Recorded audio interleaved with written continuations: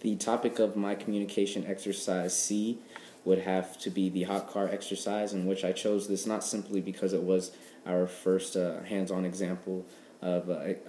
applying the laws of physics in our astronomy class, but it was actually very entertaining to see up close and to measure the actual temperature of the sun by using a black body, which in this case was the vehicles that we used, and to see how much actual heat that these vehicles generated while sitting out in the sun over a specific time period. The goal of this project was just, essentially to estimate the temperature of the sun by using and understanding the laws of physics, in which specifically applying the laws of Stefan Boltzmann. And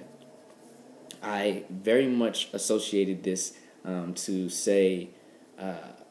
memory that most of us may remember of a hot summer day, being out on a summer tube inside of a pool. Those black tubes, those actually act as a black body, which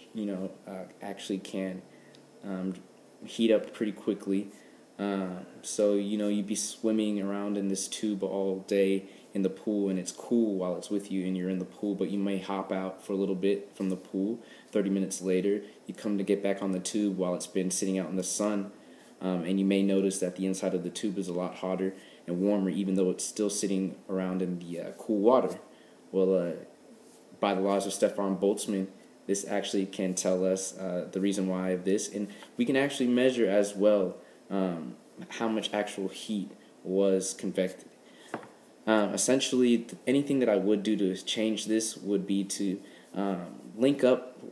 with the students' imagination of what the law actually means with everyday examples, such as the analogy I may have just given, or even in the case that we use vehicles for the black bodies, maybe an alternative black body that could better represent, and that's more convenient for a student to be able to get access to. But other than that, it was a great project, and it very much did help me understand